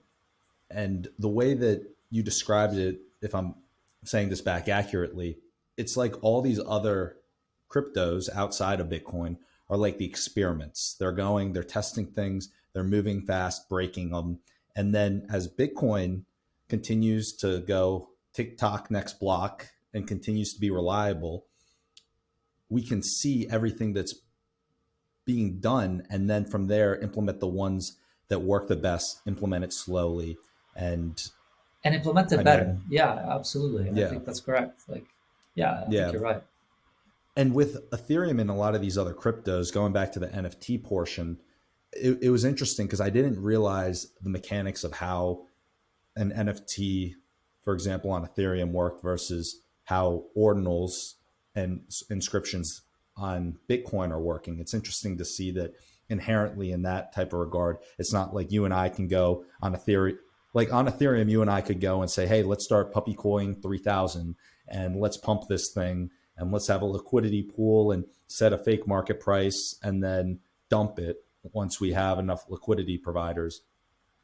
That was a big scam that you saw happening in the Ethereum universe with all these NFTs versus in Bitcoin. This is not something that you can necessarily do the same way. Yeah, yeah, that's interesting too. Yeah, that's true. Interesting. So, my next question here would be in terms of the early applications of Bitcoin ordinals, not to beat the topic into the ground, but I'm just out of curiosity, I'm wondering, have you heard of any stories or any applications, or are there any key takeaways that anyone who's listening can walk away with from your experience learning about or researching ordinals? There's very little out there. I mean, I was stunned to see that ordinals just appeared out of nowhere, and I wasn't even. Yeah, I was taken aback. I was really not aware. It's really a one or two man project, right? And I think if you want to learn more, just follow and read up on what I forget his first name, but his last name is Casey. Do you remember his full name, William? I do not Is know. it Jason Casey or something? I can't remember exactly, but yeah, I mean, look up what he's up to. Like, listen to his podcast. Super a smart guy, like technical, not like so he'll provide a more more insight into that. Um, yeah, and read up on what he's up to. And yeah, dabble with it, play with it. I'm like that. I'm a tinker. I learn by trying shit and getting burnt. And with the ordinals, I like to play around with it and see how it works. And it's interesting how it connects and how it can connect with Nostr as well, connect with Nostr profile.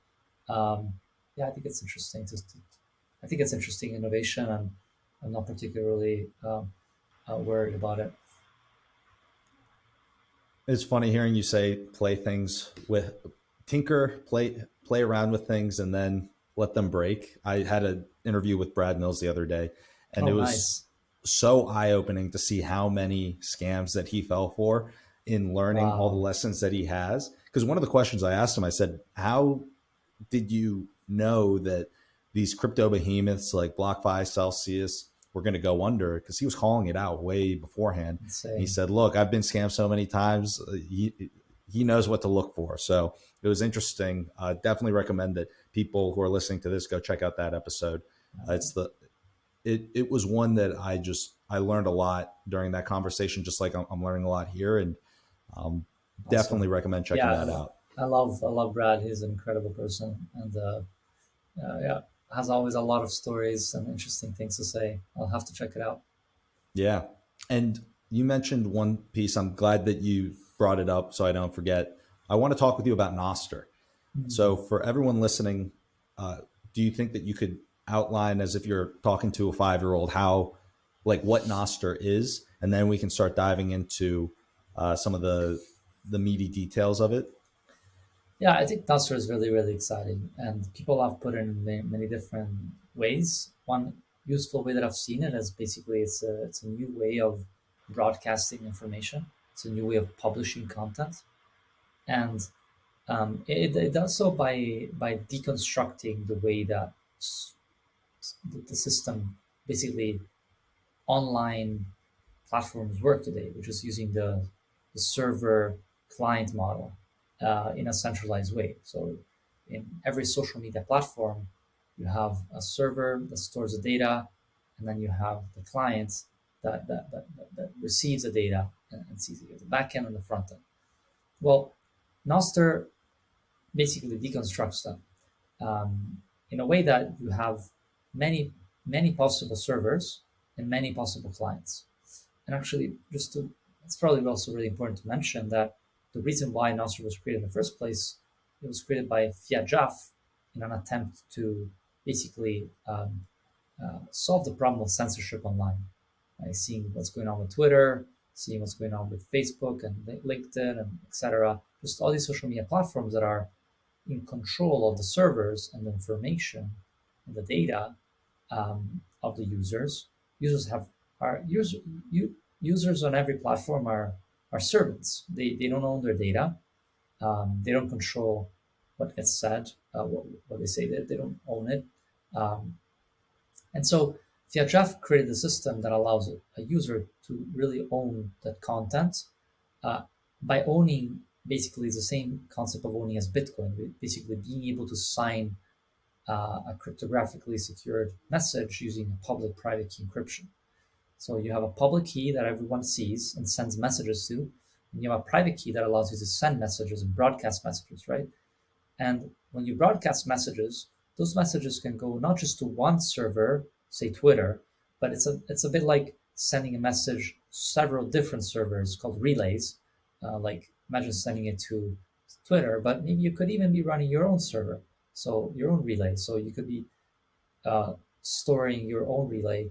But the fact that there are so many relays makes it particularly difficult to attack because you could be signing messages to all these different databases, and so you're spreading the message around. And by doing so, you're any attempt at censorship is going to be like playing whack-a-mole, right? So there are many servers, there are many clients, sorry, there are many relays, and there are many clients. So any client is basically a platform that can connect to these different relays and showcase the interface of the data. So you have now, I don't even know how many, probably in the 20s, different clients that read data coming in from these different relays servers. And so what you end up with is this new ecosystem, this new way of interfacing with data online that is a lot more censorship resistant, that allows you to own your data because the data is connected to your public and private key, and only the owner of the private key can sign messages. Um, and makes interoperability possible. So if you are a creator and you can sign in one client, uh, or just another simple example, imagine being able to log into Twitter, send a message, and reading it on Facebook, right? That's pretty mind-boggling. You might think, oh, but why would I do that? Well, because you can then say that same account from Twitter import into Facebook, right? So you see that same message on Facebook, or on LinkedIn, right? So these are just now they're just become interfaces, and you can bring the data along with you. So incredibly powerful. It's incredibly interesting, and kind of connecting back to the to the ordinals idea. Excuse me. You can have digital assets on Nostr. So I know people are exploring with the idea of Nostr badges. Badges are like digital assets that are issued by particular public keys, accounts, profiles, right? And you can receive and provide and give digital badges. And I wouldn't be surprised at some point people will create other types of digitally native assets. Now, with Nostr, it's still unreliable in the sense that because you have all these different relays, you have different sources of truth, and so sometimes you end up having different ones. So there's still some. It's not perfect for reliability in terms of like accurate data. I shouldn't say accurate data; it's a better term for it, but it's not perfect when it comes to this type of. If you need a perfectly a perfect answer right away, basically. But it's incredible when it comes to just messaging, social media, and I think we'll start seeing more platforms on top of Nostr. And Geyser is probably going to be one of these platforms that are built on Nostr as well, so that user can create content on Geyser and be able to interoperate that. People will be able to create content on Geyser and see it on other platforms.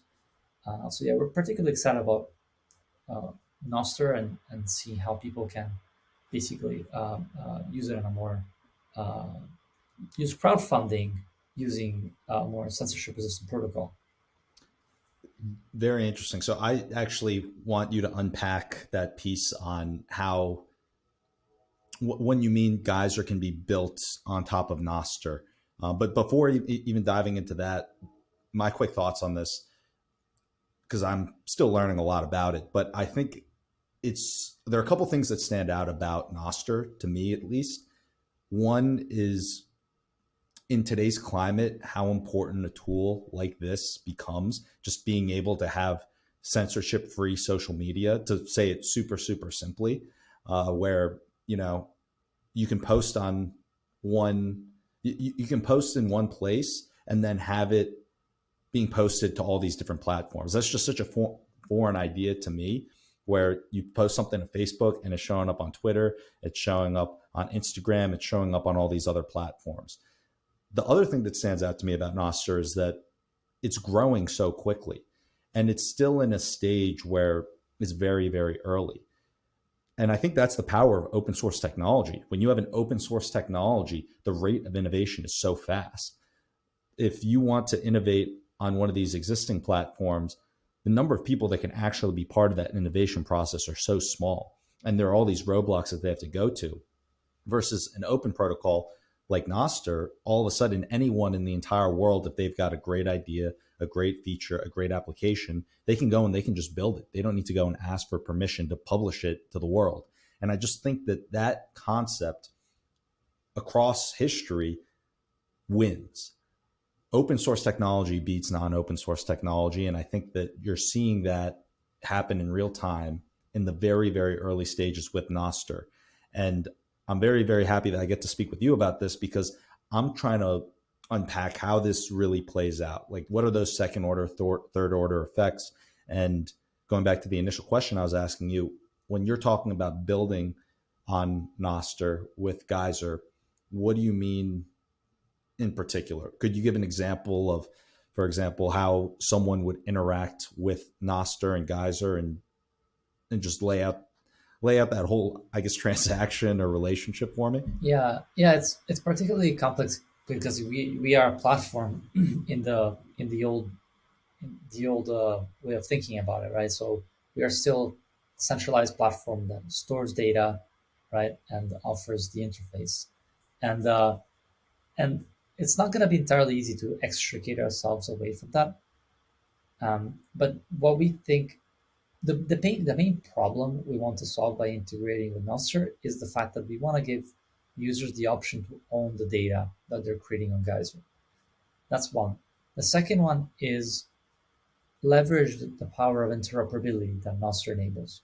So again, going back to the idea that if you're creating content on Geyser, why not be able to see this content on other Nostr platforms, right? So why not be able to, because that way we don't, because it to us it doesn't matter if people are funding from Geyser or funding from any other Nostr client. People are still the funding is still in the end going to the user, passing through Geyser. So what matters to us is more how do we increase the amount of funding happening, um, and so by broadcasting the content out, we naturally reap the benefits of the data of content um, uh, being more visible, more available, without people having to come to our platform. So that's sort of the main idea, and then obviously, as I said, ownership of the data is also really really important. So in the nitty gritties, how we plan to roll that out is basically by rendering Geyser projects, which are a Geyser project is could be I am a street artist making street art in Barcelona, right? Help me make more street art. I'll give you these perks if you fund me, right? That's a project. Now it's a project that sits in our database, but we can nostrify it by making that project into a Nostr profile, which is with its own public private key, so that you would see it on a client. Right now, you probably just see it as a user, but it's actually as a project.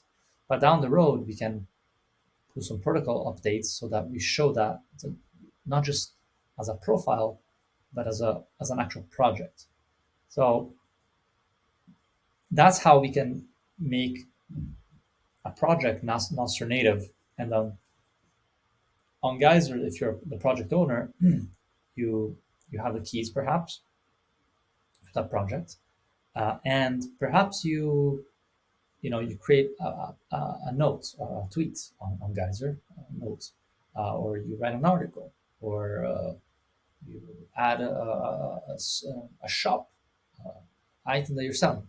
Well, all these things could sit on Nostr in some way or another, right? And so what that means is that you can then you know take the data and you know take it around to other clients if you want to, or go from other clients over to Geyser and run your campaign. And more importantly, just see this data across platforms so that we're all speaking the same language and we're not siloed anymore. I think this is particularly exciting just for freeing the creators from boundaries, right? And we talked a bit about borderlessness of Bitcoin before, but borderlessness is not just a border. It's not just nation state borderlessness, but also platform borderlessness, right? So being freed from, yeah, like national, but also platform constraints. Because platforms at the end of the day are like nation states. It's just that the owners of the platforms are like dictators, like they're rulers, like they're god kings of these nations. But with protocols, it's interesting because there is no ruler, so it's really a type of democracy, a type of open system. You could even say an anarchy um, that works um, within cyberspace.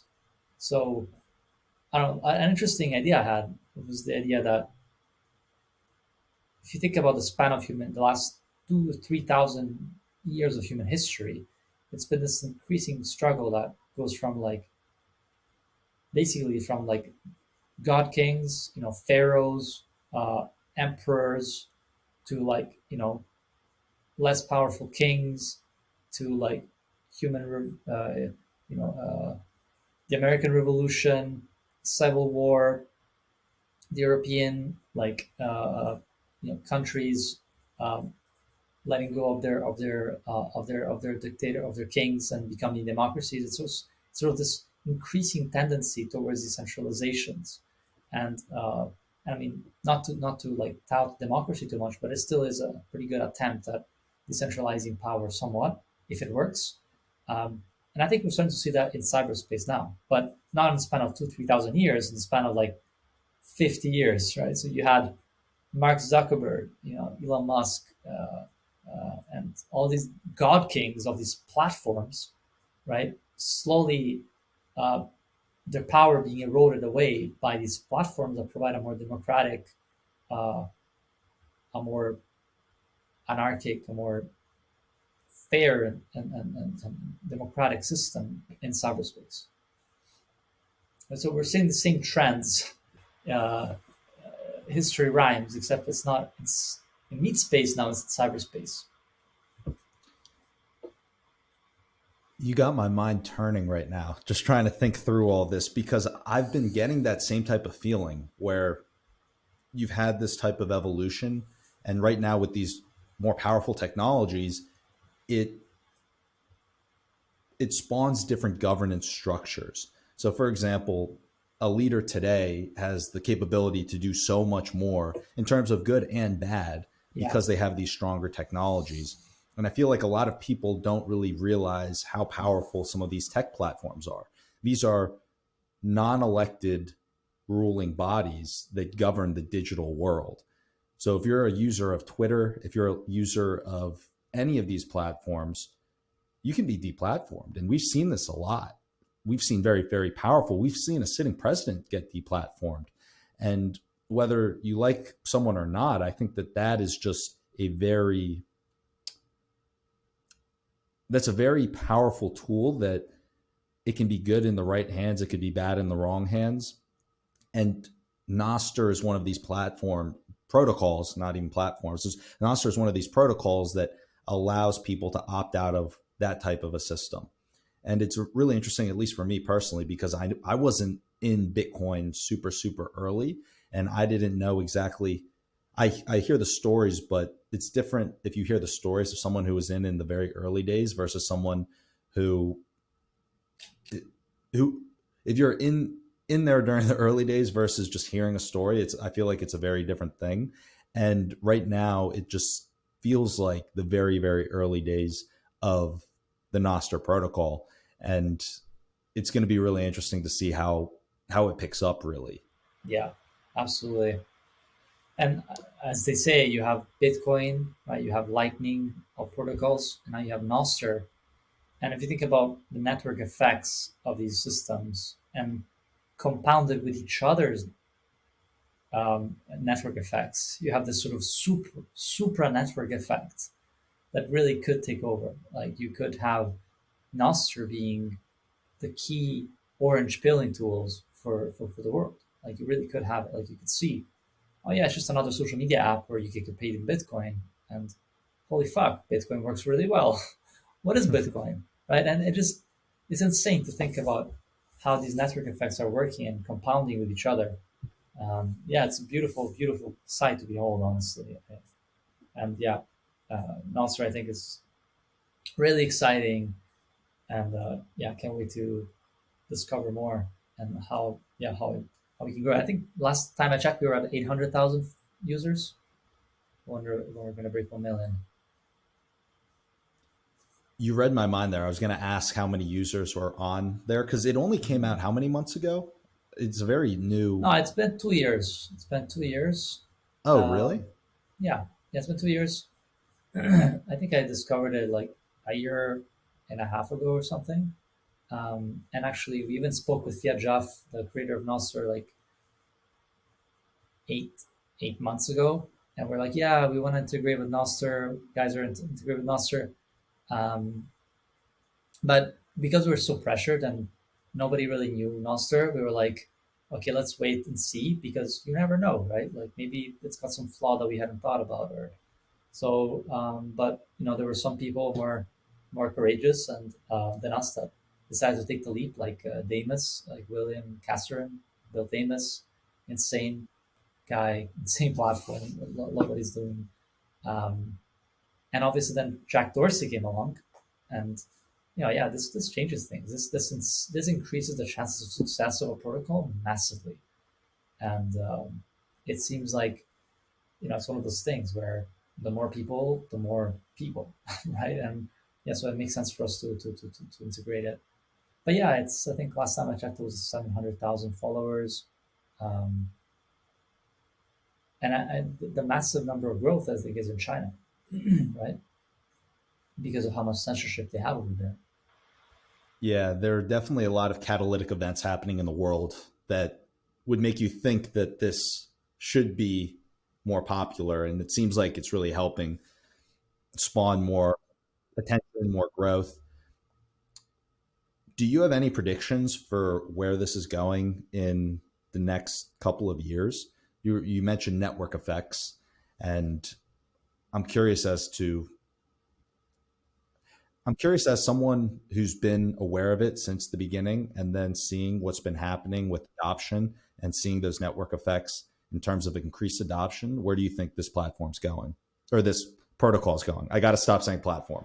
Yeah, yeah, definitely not a platform, but yeah. So yeah, it's a good question, and I so first thing definitely worth mentioning is Nostr is not the only protocol in town, and there are other interesting things being built, like this synonym that takes a different approach. John Carvalho, smart guy with a lot of smart people building this stack using this different software, and it's rather than the technology being super different, it's more the approach to building it. So Nostr, the beauty of Nostr is like all open source thrown there, and let's just start building from something. So they literally put something out on from the very get go, a bit like Bitcoin, right? Just fucking put it out there, and then I think when they first released Bitcoin, it didn't even have God, it didn't have its key thing, right? Which was the um, was it the inflation schedule, or it didn't? No, it didn't have the Bitcoin with SegWit? no, I'm thinking 2010, man. I think Bitcoin when it launched, it didn't have the God, what's it called when you have the increasing the amount of the 2 week The uh, difficulty adjustment? the difficulty adjustment. Yeah, if I remember correctly, the difficulty adjustment wasn't there for the entire first year, right? But they just put it out there and then they improved it as they went. So Noster's similar, like just fucking build it out there, put it out there, and people care. We can develop the network, right? Whereas the other attempts are more like you have synonym that is a lot more research and they're still like building out and they're still kind of designing it, and that's a little bit more like relying on a few number of people figuring it out. While instead of Nostr, like let's let everyone who cares figure it out and build it, right? And then you have other attempts uh, like Blue Sky by Twitter, funded by Jack Dorsey, that uses some similar stack, but also very like central control. You don't have access to it. Like no one can see the code. It's kind of a little bit more like academic-y. Also, super smart people working on it. Bro. So you have what I'd call like protocol wars going on, right? And maybe some protocols will like merge and maybe some collaborations. Um, but mostly, I would characterize them as protocol. If you see what these people are, some of the protocol developers from these different protocols are saying, they're like literally talking shit to each other. They're like, it's like a warfare going on, right? It's really fascinating. Um, and so let's see, maybe synonym. I think that's got some interesting stack there. Let's see how Nostr behaves. Like let's see when it reaches 10 million users. Let's see if it really can scale with this model of relays. Let's see how many relays are going to want to remain free. Let's see how many relays are going to want to get paid because people are going to start adding more content. Let's see when we get video. Like we still don't have the ability to link videos on Nostr. Like, can you recreate a TikTok on Nostr that actually works? for free. Like, let's see, like it's an entirely new model, um, tech stack, business model. It's a new paradigm, and so there's going to be challenges, scaling challenges, payment challenges, UX challenges, but people are excited about it. And so I think this is where the excitement uh, um, is important, as it infects you, makes you want to be part of building it. But also we need platforms, like we need people that are building things and that keep building things, because getting now this excitement, I think is actually there's a bit of a slowdown maybe now. Um, uh, and let's see, people want to keep building, right? If they're able to raise money, convince investors that this is important, and because at the end of the day, like I think William Castron even said that recently. He's like, at this point, he hasn't raised any money for Damus, and he's like, starting to eat through his savings to keep building Damus, and people have all these expectations on him. It's like, oh, why don't you build this feature and that feature and that feature? And yeah, open source development has a limitation on how much you can actually, keep going, because at some point you have to put food on your plate. And so, yeah, but I'm hopeful, and I think it has a future. So that was it for this podcast conversation with Mick. If you want to know how Brad Mills was mining 2 Bitcoin every single day, click on this video right here. And that's it for me today. I'll see you next time.